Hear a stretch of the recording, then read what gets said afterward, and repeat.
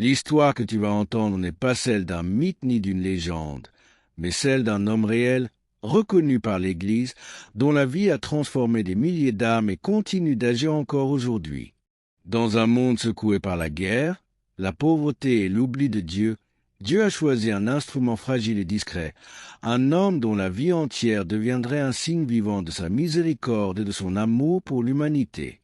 Si ton cœur est fatigué, si tes espoirs vacillent, si tu traverses une nuit spirituelle ou physique, alors écoute attentivement, car le message de Padre Pio s'adresse aussi à toi et il est plus actuel que jamais. Tout commence à Pietrelcina, un petit village de la région de Campanie dans le sud de l'Italie, le 25 mai 1887. Francesco Forgione naît dans une famille très pauvre mais profondément pieuse. Son père, Grazio, est un paysan travailleur, prêt à s'éloigner temporairement de sa famille pour aller chercher de quoi subvenir à leurs besoins. Sa mère, Maria Giuseppa, est une femme humble, fervente, qui enseigne à ses enfants la prière, la patience et la confiance en Dieu. Dans ce contexte simple mais spirituel, Francesco manifeste dès l'enfance une sensibilité exceptionnelle. Il prie longuement, parle de Jésus comme d'un ami vivant et souhaite ardemment devenir prêtre. Cette vocation naissante n'est pas un caprice d'enfant, elle se force dans l'épreuve. Francesco souffre de maladies récurrentes, vit des moments de doute et d'angoisse, mais sa foi demeure inébranlable. C'est là, dans la fragilité et la pauvreté, que la cause de sa future mission se révèle. Dieu choisit souvent ceux qui semblent faibles aux yeux du monde pour accomplir des miracles visibles dans les âmes. Sa vie préfigure l'idée que la vraie grandeur spirituelle naît dans l'humilité et la souffrance offerte. À 15 ans, il entre chez les frères mineurs capucins, un ordre religieux franciscain connu pour sa vie austère, sa pauvreté volontaire et sa fidélité à l'Évangile. Il prend le nom religieux de frère Pio de Pietrelcina. La vie conventuelle n'est pas facile. Son corps fragile, les longues heures de prière et les rigueurs de l'ordre le mettent à l'épreuve. Certains doutent de sa capacité à mener à bien cette vocation. Pourtant, Francesco, animé d'un désir profond de servir Dieu et les âmes, persévère. Il est ordonné prêtre le 10 août 1910, accomplissant ainsi son rêve de jeunesse et répondant à l'appel divin qu'il portait depuis son enfance. Mais la vie sacerdotale de Padre Pio dépasse toute routine ou fonction habituelle. Le monde traverse la Première Guerre mondiale, millions de morts, familles brisées, traumatismes physiques et spirituels partout en Europe. Et dans ce contexte de souffrance collective, Dieu choisit de marquer Padre Pio d'une manière exceptionnelle et mystérieuse. Le 20 septembre 1918, alors qu'il célèbre la messe à San Giovanni Rotondo, il reçoit les stigmates, les plaies visibles de la passion du Christ sur ses mains, ses pieds et son côté. Cet événement n'est pas seulement miraculeux, il révèle un dessein divin. Padre Pio devient un témoin vivant de la passion, appelé à attirer les âmes vers le repentir, la prière et la confiance absolue en Dieu. Les conséquences de ces stigmates sont multiples et profondes.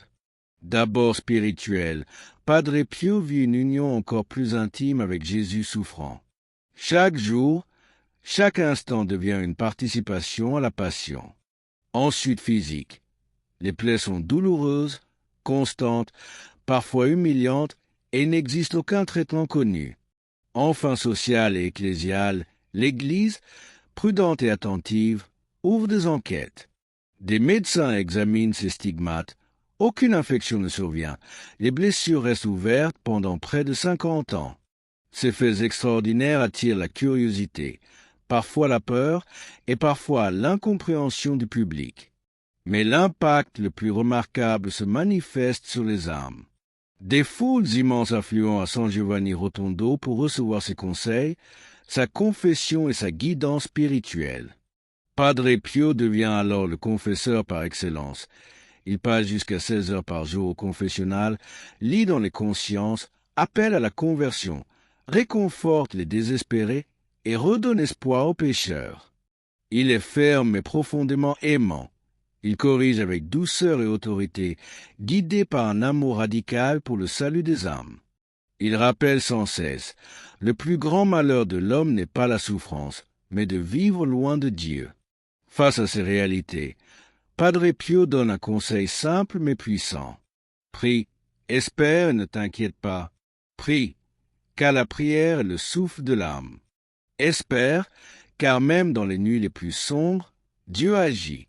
Ne t'inquiète pas, car l'inquiétude est le signe d'une confiance vacillante. Il insiste sur la confession régulière, la messe quotidienne et la récitation du rosaire, qu'il qualifie de véritables armes contre le mal. La solution, selon Padre Pio, n'est pas une méthode humaine ou une discipline psychologique. Elle est centrée sur Jésus-Christ vivant, sur les sacrements, sur la messe célébrée avec foi et amour. Il disait que l'Église et le Christ sont les instruments de guérison pour les cœurs brisés. Son témoignage montre que la sainteté n'est pas un idéal lointain, mais une réalité accessible à tous ceux qui acceptent de se laisser transformer par l'amour divin. Cette vie de service et de don total produit des fruits visibles, guérison miraculeuse, conversion, réconfort pour les familles et encouragement pour ceux qui doutent. L'Église, attentive et prudente, reconnaît officiellement certains miracles, contribuant à sa béatification en 1999 et à sa canonisation en 2002 par le pape Jean-Paul II. Padre Pio devient ainsi un maître spirituel pour le monde entier, un modèle de foi, de persévérance et de charité. Après avoir reçu les stigmates en 1918, la vie de Padre Pio devient à la fois une mission spirituelle intense et un témoignage vivant de la passion du Christ.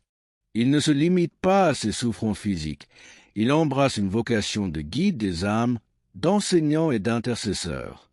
Chaque journée est rythmée par la messe, la confession et la prière prolongée. Il dit lui-même, « La messe est le soleil de mon âme ». Pour lui, chaque Eucharistie est une rencontre directe avec Jésus crucifié et ressuscité, un moment de grâce capable de transformer la vie de tous ceux qui viennent à lui. Sa renommée se répand rapidement en Italie et même au-delà. Des milliers de pèlerins viennent de toutes les régions, et parfois de pays lointains, pour rencontrer ce prêtre étrange et fascinant. Beaucoup témoignent de dons surnaturels. Padre Pio pouvait lire dans les consciences, discernant les péchés cachés et les intentions du cœur. Il était parfois capable de bilocation, apparaissant à des lieux éloignés tout en restant physiquement présent à San Giovanni Rotondo. Ces dons spirituels ne servaient jamais son propre honneur, mais la conversion et le salut des âmes. Face à tant de souffrances et de besoins, Padre Pio décide de fonder un lieu concret d'assistance, la Maison du soulagement de la souffrance, ouverte en 1956. Cet hôpital est destiné aux malades les plus pauvres et les plus démunis. Padre Pio y voit une prolongation de sa mission, guérir non seulement les corps, mais surtout les âmes. Il disait que la charité concrète est indissociable de la prière.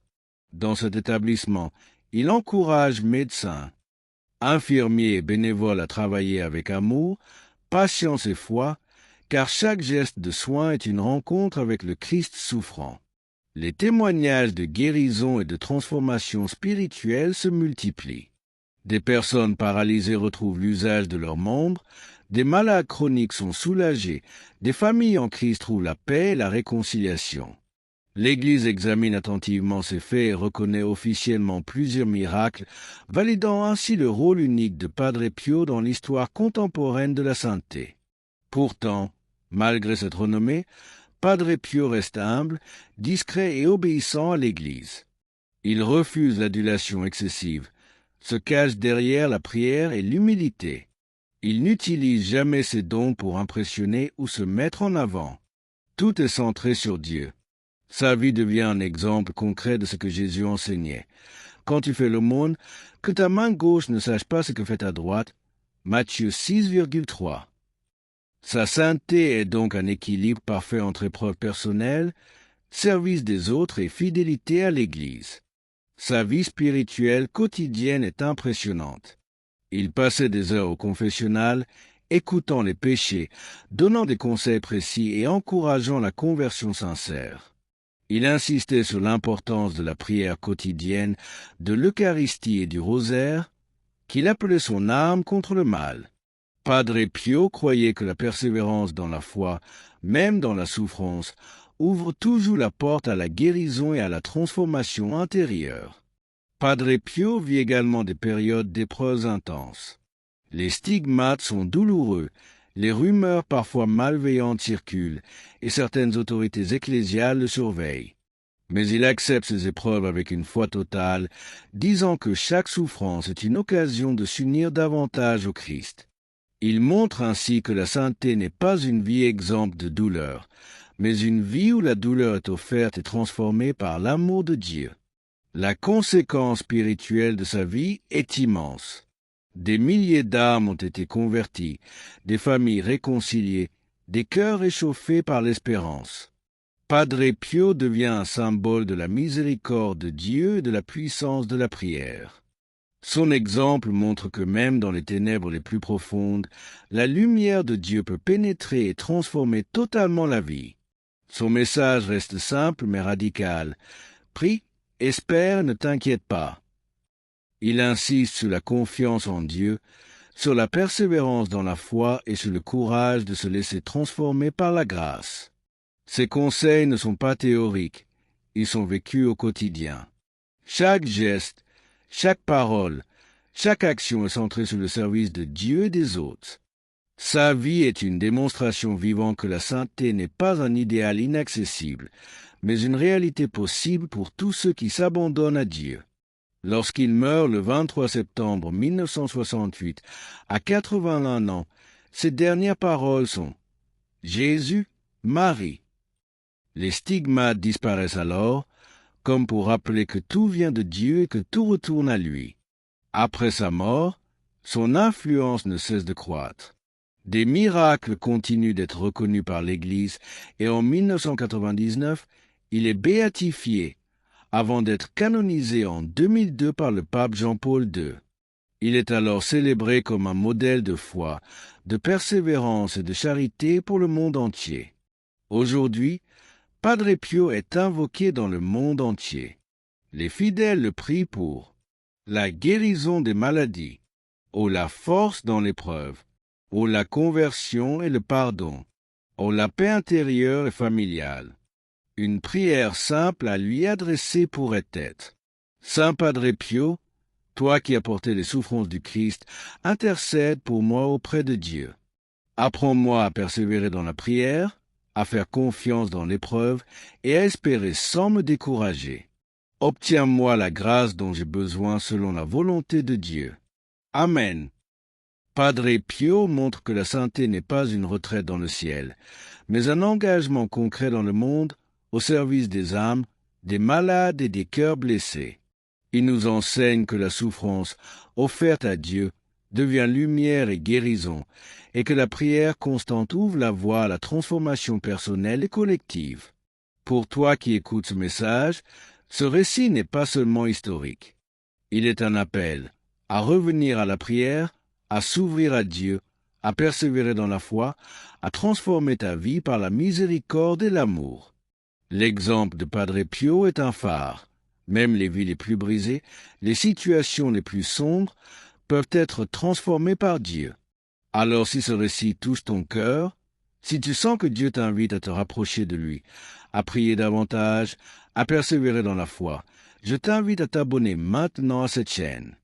Active la cloche pour ne plus jamais manquer ces moments où la parole, les vies des saints et les témoignages de foi viennent éclairer, guérir et transformer nos vies. Chaque vidéo est une occasion de grandir dans la foi et l'espérance, exactement comme Padre Pio nous l'a montré. La vie de Padre Pio ne se limite pas à ses stigmates ni à ses souffrances. Son parcours est également jalonné de miracles et de témoignages extraordinaires que l'Église a étudiés avec rigueur avant d'en reconnaître certains officiellement. Des personnes gravement malades racontent avoir retrouvé la santé après avoir prié devant lui. D'autres témoignent d'une paix intérieure inespérée lors de ces confessions. Il arrive que les pèlerins ressentent une chaleur ou une lumière autour de lui, comme une manifestation tangible de la présence de Dieu. Ces phénomènes, parfois inexpliqués pour les observateurs, confirment l'intensité de sa communion avec le Christ. Padre Pio était aussi connu pour sa bilocation. Des témoins assurent l'avoir vu à des kilomètres de San Giovanni Rotondo alors qu'il était physiquement présent dans son couvent, priant ou confessant. Ces événements ne servaient jamais à sa gloire personnelle. Ils étaient toujours au service de l'Église et du salut des âmes. Ils montrent une fois encore que Dieu utilise parfois des moyens extraordinaires pour réveiller la foi des hommes et rappeler sa présence au cœur de l'histoire. Son impact sur les fidèles dépasse la seule dimension individuelle. Des familles entières, des communautés et même des villes entières voient renaître la foi grâce à sa présence et ses enseignements. La maison du soulagement de la souffrance qu'il fonde devient un symbole concret de son engagement, un lieu où le soin du corps est inséparable de la guérison de l'âme. Les médecins et le personnel soignant qui travaillent à ses côtés témoignent de la sérénité et de l'amour que Padre Pio inspirait, transformant non seulement les patients, mais aussi ceux qui les entouraient. Malgré sa renommée mondiale, Padre Pio reste d'une humilité extrême. Il refuse tout honneur personnel, toute adulation excessive. Il vit une vie simple, centrée sur la prière, l'obéissance et la charité concrète. Il enseigne ainsi que la sainteté véritable ne se mesure pas à la reconnaissance publique, mais à la fidélité à Dieu dans les petites choses, dans les gestes ordinaires du quotidien. La dimension ecclésiale de sa vie est essentielle. Chaque événement extraordinaire est soumis à un discernement minutieux. L'Église examine les miracles, enquête sur les stigmates et vérifie la conformité de ses enseignements à la doctrine. C'est cette prudence qui conduit à sa béatification en 1999 et à sa canonisation en 2002 par le pape Jean-Paul II, qui le décrit comme un maître spirituel pour notre temps, un modèle de foi et de charité. Les miracles attribués à Padre Pio ne sont pas simplement des faits extraordinaires, ils sont des signes de la présence vivante de Dieu dans le monde. Des personnes gravement malades retrouvent la santé, d'autres vivent une conversion profonde, certains voient leur famille réconciliée. Chaque témoignage est une preuve que Dieu agit aujourd'hui comme il a agi par l'intermédiaire de ses saints. Pour toi qui écoutes ce récit, ces miracles ne sont pas de simples histoires. Ils sont une invitation à croire que Dieu peut transformer ce qui semble perdu, à espérer là où règne le désespoir, à prier là où le silence semble dominer. Padre Pio nous rappelle que la sainteté n'est pas une vie sans épreuve, mais une vie où la souffrance et les dons sont offerts à Dieu pour le salut des âmes. La motivation ultime de sa vie était claire: sauver les âmes, servir les malades, restaurer les cœurs brisés, montrer que la miséricorde de Dieu est infinie. Il disait souvent: les âmes sont plus importantes que tout le reste. Sa vie est un appel à la persévérance dans la foi, à la prière constante et à la confiance totale en Dieu, même lorsque tout semble sombre ou perdu. Aujourd'hui, tu peux invoquer Padre Pio pour demander son intercession, pour toi, pour ta famille ou pour ceux que tu aimes. Une prière simple et puissante pourrait être: Saint Padre Pio, toi qui as porté les souffrances du Christ, intercède pour moi auprès de Dieu. Aide-moi à persévérer dans la prière, à retrouver l'espérance et à recevoir la grâce que Dieu veut m'accorder. Amen. Sa vie est une lumière pour tous ceux qui cherchent la foi. Elle montre que même les cœurs brisés, les vies blessées et les situations désespérées peuvent être transformées par l'amour de Dieu. Son héritage spirituel continue de rayonner à travers le monde, inspirant les fidèles, soutenant les malades, réconfortant les désespérés. Et si ce message résonne en toi, c'est que Dieu t'invite à faire un pas de foi, à prier, à te rapprocher de lui, à persévérer dans l'espérance et à recevoir la lumière qu'il offre à chacun. Padre Pio est un guide pour cela. Il nous montre que Dieu n'abandonne jamais ceux qui s'ouvrent à lui. Alors je t'invite maintenant à t'abonner à cette chaîne, à activer la cloche et à ne plus jamais manquer ces moments où la parole de Dieu, les vies des saints et les témoignages de foi viennent éclairer, guérir et transformer nos vies. Chaque vidéo est une opportunité de grandir dans la foi, de nourrir ton âme et de te rapprocher de Dieu, exactement comme Padre Pio l'a montré. Alors que nous contemplons la vie extraordinaire de Padre Pio, il devient évident que sa mission ne se limite pas au passé. Son message est éternel et vivant, destiné à chacun de nous aujourd'hui. La cause profonde de son action, de ses miracles et de son engagement incessant est simple mais puissante. L'homme vit dans un monde de ténèbres tant qu'il est éloigné de Dieu, et seul l'amour divin peut transformer ces ténèbres en lumière. Padre Pio a incarné ce principe par sa vie entière. Chaque souffrance acceptée, chaque prière, chaque geste de charité était un moyen de rappeler que Dieu ne nous abandonne jamais, même dans les moments les plus sombres. La conséquence de sa mission est évidente pour tous ceux qui croient à son histoire. Des milliers de vies transformées, des âmes converties, des familles réconciliées, des malades guéris, des cœurs apaisés. Mais ce n'est pas seulement une conséquence historique, c'est une leçon pour nous aujourd'hui. Comme Padre Pio, chacun de nous est appelé à porter la lumière dans les zones d'ombre de sa vie et de celle des autres. Les blessures, les échecs, les peurs et les découragements ne sont pas des fins, mais des points de départ pour laisser agir Dieu. Le conseil que Padre Pio nous laisse est clair et simple. Prie, persévère dans la foi et laisse-toi transformer par la grâce divine. Peu importe ton passé, tes blessures, tes erreurs ou tes doutes. La clé de la transformation n'est pas dans les méthodes humaines, mais dans l'ouverture à Dieu et dans la fidélité quotidienne au sacrement. La prière, la confession, la messe et le rosaire sont autant d'instruments que Padre Pio recommandait pour recevoir la lumière, la paix et la guérison intérieure. Sa solution est radicale mais accessible à tous. Se laisser modeler par Dieu dans le quotidien. La sainteté n'est pas un rêve lointain. Elle se vit à travers les choix simples, les prières, l'amour pour autrui et la persévérance dans l'adversité. Padre Pio a montré que chaque douleur, chaque épreuve, chaque inquiétude peut devenir une offrande transformée par l'amour divin. Chaque jour est une nouvelle occasion de conversion, une nouvelle chance de laisser entrer la lumière dans nos vies. La motivation que nous tirons de son exemple est immense. Si Dieu a choisi un homme faible, malade, exposé aux moqueries et aux incompréhensions pour accomplir des merveilles, alors aucune vie n'est trop brisée, aucune situation trop sombre, aucun cœur trop blessé pour être restauré par lui. Padre Pio nous rappelle que Dieu peut agir dans le plus petit geste de prière, dans le moindre acte d'amour, dans l'offrande silencieuse de nos douleurs. Il nous encourage à ne jamais perdre espoir, à croire malgré les épreuves et à persévérer même lorsque le monde semble sombre. Aujourd'hui, tu as le choix. Tu peux laisser ce message passer comme une simple histoire ou tu peux le laisser toucher ton cœur. Tu peux te dire que les miracles sont pour les autres ou tu peux décider de croire que Dieu agit encore aujourd'hui, ici et maintenant, dans ta vie. Padre Pio nous montre que la lumière de Dieu peut atteindre même les coins les plus obscurs de notre existence. Que ce soit la peur, la maladie, la confusion, le doute ou la souffrance, tout peut être transformé lorsque nous ouvrons notre cœur à Dieu. Prends un instant pour respirer profondément et laisser cette vérité s'installer. Tu n'es jamais seul. Dieu te voit, il t'entend, il t'aime et il veut agir pour toi. Comme Padre Pio, laisse la prière guider tes pas, laisse la confiance remplacer la peur, laisse la foi remplacer le doute.